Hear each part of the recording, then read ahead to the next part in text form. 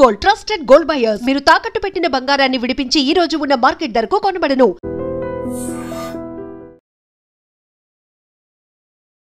నమస్తే, welcome to I dream talking point with కవిత.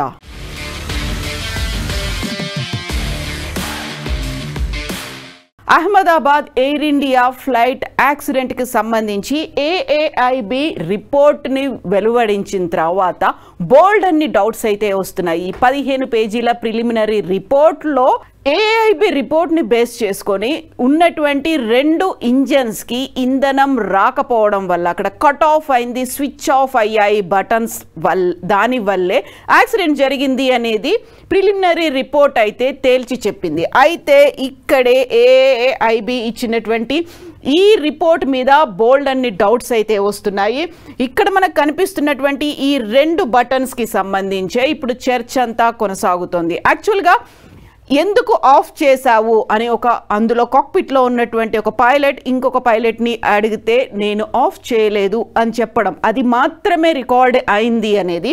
దీంతో పాటుగా ఉన్నటువంటి థ్రస్ట్ లెవెల్ కావచ్చు, ఫ్యూయల్ కంట్రోలింగ్కి సంబంధించినటువంటి వచ్చిన డౌట్స్ అనేవి అక్కడ ఇద్దరు మాట్లాడుకోవడం అని కనిపించింది. ఈ 2 ఆన్ మోడ్లో ఉండడం, లేకుంటే ఇది ఆన్ మోడ్లో ఉన్నాయి, కింది కంటే ఆఫ్ మోడ్ అవుతుంది. సో దానికి సంబంధించి బోల్డ్ అన్ని డౌట్స్ అయితే వస్తున్నాయి. ఇక్కడే వినిపిస్తున్నటువంటి ప్రశ్నలు, సందేహాలు కూడా చాలా కీలకంగా కనిపిస్తున్నాయి. ఎందుకంటే ఆ రోజు డ్యూటీలో ఉన్నటువంటి పైలట్లు, ఎయిర్ ఇండియా ఫ్లైట్ని రన్ చేస్తున్నటువంటి 2 పైలట్లకి సంబంధించి కీలకమైనటువంటి ఇన్ఫర్మేషన్ మనకి అందుతోంది. దాన్ని బేస్ చేసుకొని చూసినట్టయితే అహ్మదాబాద్ నుంచి లండన్కు బయలుదేరినటువంటి flight Air India flight AI-171 Boeing Dreamliner 787Bకి సంబంధించి జరిగినటువంటి ఈ దుర్ఘటన టేక్ ఆఫ్ అయినటువంటి కొద్దిసేపటికే విత్ ఇన్ సెకండ్స్లోనే 625 అడుగుల ఎత్తు ఉన్నప్పుడే అది కుప్పకూలిపోయింది. అందులో ప్రయాణిస్తున్నటువంటి 229 మంది ప్రయాణికులతో పాటుగా 12 మంది క్రూ మెంబర్స్, అలాగే కింద మెస్లో ఉన్నటువంటి 19 మంది, మొత్తంగా 260 మంది చనిపోయారు. ఇక్కడ పైలట్లకి సంబంధించి యాక్చువల్గా ఎవరెవరు ఏ డ్యూటీ చేస్తున్నారు, ఆపరేషన్స్ అన్ని కో పైలట్ చేస్తుంటే కమాండ్ ఇన్ కంట్రోల్ పైలట్ చేస్తున్నారు. ఈ ఇద్దరిలోనూ కూడా ఆ ఇద్దరికి సంబంధించి కెప్టెన్ సుమిత్ సబర్వాల్, ఆయన pilot, co pilot Clive Sundar. ఈ ఇద్దరికి కూడా సుమిత్ సబర్వాల్కి 15,638 ఫ్లయింగ్ అవర్స్ ఎక్స్పీరియన్స్ ఉంటే క్లైవ్ సుందర్కి 3,400 గంటల ఫ్లయింగ్ అవర్స్ ఎక్స్పీరియన్స్ ఉంది. ఈ ఇద్దరికి మంచి ఎక్స్పీరియన్స్ ఉంది. ఫ్లయింగ్ అవర్స్తో పాటుగా మంచి నైపుణ్యం అనేది ఉన్నప్పటికీ కూడా ఎందుకని జరిగింది అని వివాదం కొనసాగుతూ ఉన్నప్పుడే ఎయిర్లైన్ పైలట్స్ అసోసియేషన్ ALPA కొన్ని సందేహాలని లేవనెత్తింది. ALPA అనేది భారతదేశంలో ఉన్నటువంటి ఏరోప్లేన్ పైలట్లతో పాటుగా హెలికాప్టర్ పైలట్లు ఆల్మోస్ట్ 800 మంది మెంబర్స్గా ఉన్నటువంటి ALPA ఇంటర్నేషనల్గా ఉన్నటువంటి దాంట్లో సభ్యత్వం కలిగి ఉంది. International federation of airline pilots అసోసియేషన్లో మెంబర్గా ఉంది. అందులో 1,00,000 మందికి పైగా, దాదాపు 100 దేశాల నుంచి 1,00,000 మందికి పైగా పైలట్లు అందులో సభ్యులుగా ఉన్నారు. ఇప్పుడు ALPA లేవనెత్తినటువంటి సందేహాన్ని బట్టి చూస్తే మొత్తంగా AIB ఇచ్చినటువంటి రిపోర్ట్ పైలట్ కో పైలట్ తప్పిదం అన్నట్టుగానే కేవలం వాళ్ళిద్దరూ మాట్లాడుకున్నటువంటి అతి చిన్న సంభాషణ మాత్రమే రికార్డ్ అయింది. ఆ తర్వాత ఏం రికార్డ్ అవ్వలేదు అనే దాంతో పాటుగా అందులో అడ్వకేట్లని, లాయర్లని ఎందుకు ఇన్వాల్వ్ చేయలేదు. AIB రిపోర్ట్ అనేది పారదర్శకంగా లేదు, బయాస్డ్గా ఉంది అనే దాంతో పాటుగా పైలట్లని ఎర్రర్ సైడ్ చూపించేట్టుగా ఉంది అనేటువంటి ఒక వాదన ఉంది. బట్ AIB రిపోర్ట్ ఒక ప్రిలిమినరీ రిపోర్ట్ అని చెప్పినప్పటికీ కూడా కంక్లూజన్స్కి ఎందుకు వస్తున్నారు అనేటువంటి వాదన ALPA చేస్తుంది. ఇదే వాదనని ఇంటర్నేషనల్గా ఉన్నటువంటి ఫెడరేషన్ ఆఫ్ ALPA కూడా అదే మాట చెప్తోంది.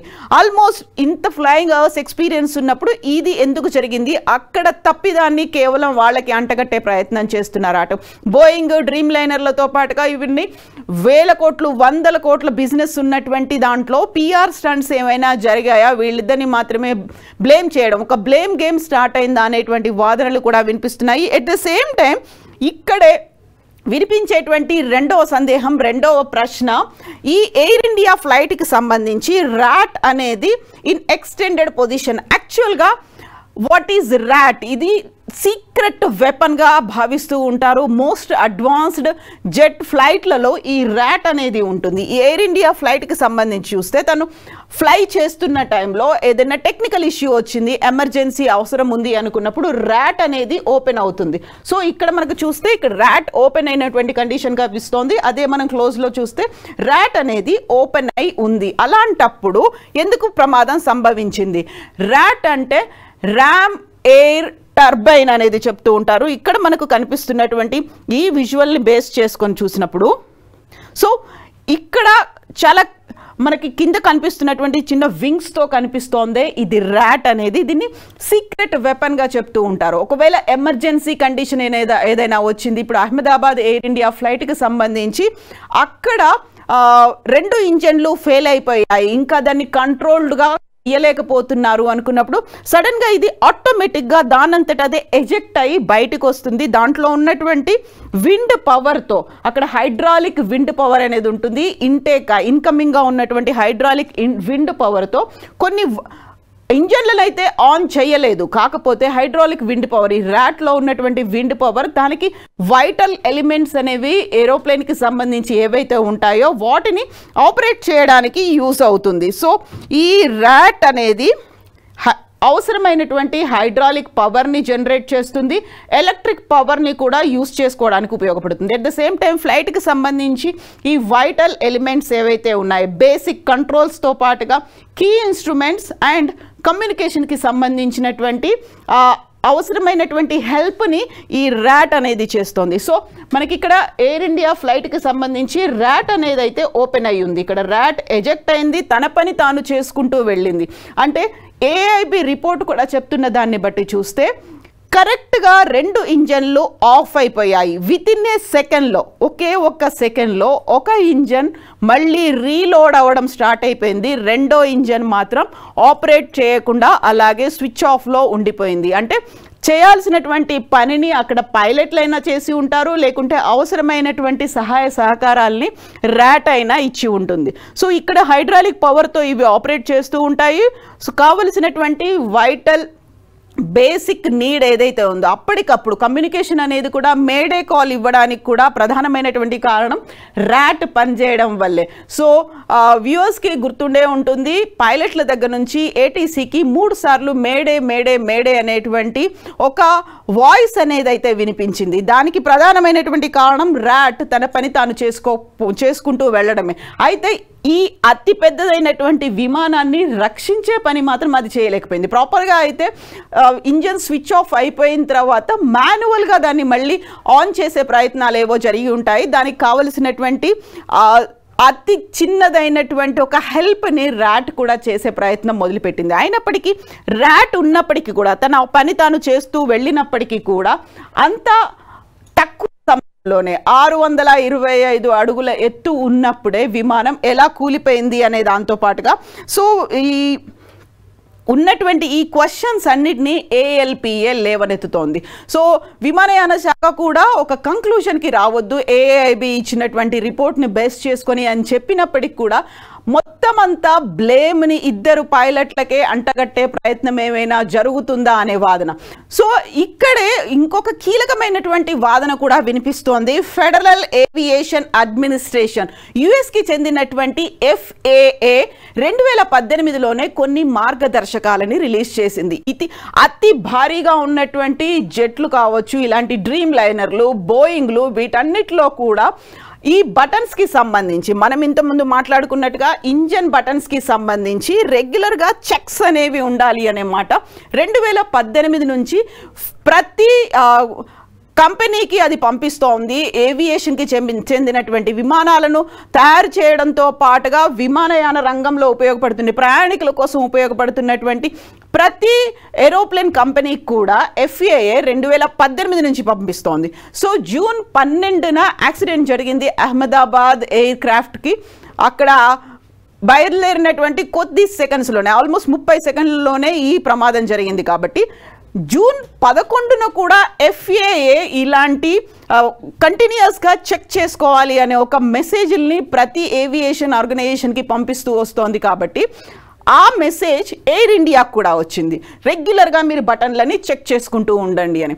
సో ఇప్పుడు ఈ ఫ్లైట్కి సంబంధించి 2019లో కూడా అండ్ 2023లో కూడా ఈ బటన్లని రీప్లేస్ కూడా చేశారు. మాన్యువల్గా దాన్ని చెక్ చేసి చూడడంలో భాగంగా బటన్స్ పాతవైపోయాయి అనే ఉద్దేశంతో ఇంజన్స్కి సంబంధించినటువంటి ఈ 2 బటన్లని 2019లో 2023లో కూడా చేంజ్ చేసినప్పటికీ FAA ఇచ్చినటువంటి ఆ కాషన్ని, FAA చెప్పినటువంటి ఒక సజెషన్ని ఎయిర్ ఇండియా పాటించలేదు. ఎందుకంటే అది మ్యాండేటరీ కాదు అనేటువంటి ఒక భావన, మీరు రెగ్యులర్గా చెక్ చేయాలి అనే మాట ఒక చెప్పినప్పటికి కూడా ఎయిర్ ఇండియా దాన్ని ఫాలో అవ్వలేదు. ఒకవేళ అదే కనుక అయ్యి ఉంటే, ఎందుకంటే జూన్ 11నే ఒక మెసేజ్, కంటిన్యూస్గా మెసేజ్లు అనేవి 2018 నుంచి FAA పంపిస్తోంది కాబట్టి 11న కూడా వచ్చాయి కదా. సో 11న కనుక చెక్ చేసి ఉంటే జూన్ 12న ఈ ప్రమాదం జరగకపోయి ఉండేది అనేటువంటి ఇంకొక వాదన కూడా వినిపిస్తోంది.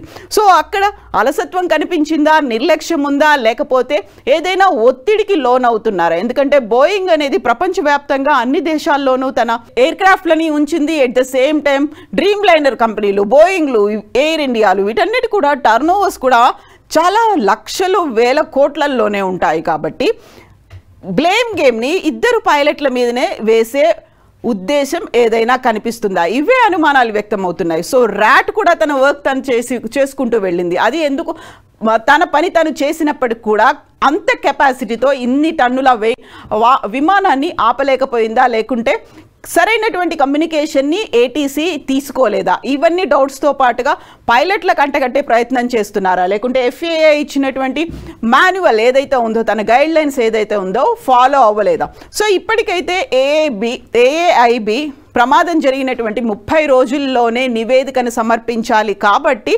వెబ్సైట్లోనే అయితే 15 పేజీల రిపోర్ట్ని ఉంచింది.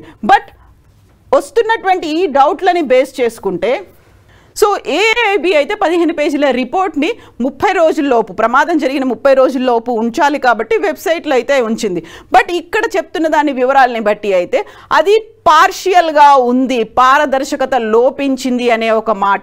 సో AAIB ఏవియేషన్ అకాడమీ అయితే ఒక 5 మందితో దీన్ని ఏర్పాటు చేసింది. దాంట్లో కావలసినటువంటి ఎక్స్పర్ట్స్ ఉన్నారు, ఇంక్లూడింగ్ సైకాలజిస్టుల దగ్గర నుంచి ప్రతి ఒక్కరూ దీంట్లో AAIB రిపోర్ట్కి సంబంధించినటువంటి ప్రిలిమినరీ ఇన్వెస్టిగేషన్లో పాలు పంచుకున్నారు. అయినప్పటికీ కూడా ఉన్నటువంటి సందేహాల్ని తీర్చాల్సినటువంటి అవసరం ఉంది. ప్రమాదం జరిగిన వెంటనే మా అంతటా మేముగా మా దగ్గర ఉన్నటువంటి కొంతమంది ఎక్స్పర్ట్స్ని, టెక్నీషియన్స్ని కూడా మా హెల్ప్ తీసుకోండి అనే మాట మేము చెప్పాము అంటూ aeroplane line pilots association ALPA అయితే చెప్పినప్పటికి కూడా, ఎయిర్లైన్ పైలట్స్ అసోసియేషన్ చెప్పినప్పటికి కూడా ఫాలో అవ్వలేదు అనే మాట ALPA నుంచి వస్తుంది. వాళ్ళు ఇప్పుడు వైమానిక శాఖ మంత్రిని కూడా కలిసే ప్లాన్లో ఉన్నారు. దీనికి తోడు ఇప్పుడు ప్రపంచవ్యాప్తంగా ఉన్నటువంటి ఎయిర్లైన్ పైలట్స్ అసోసియేషన్ కూడా సంఘీభావం ప్రకటించింది.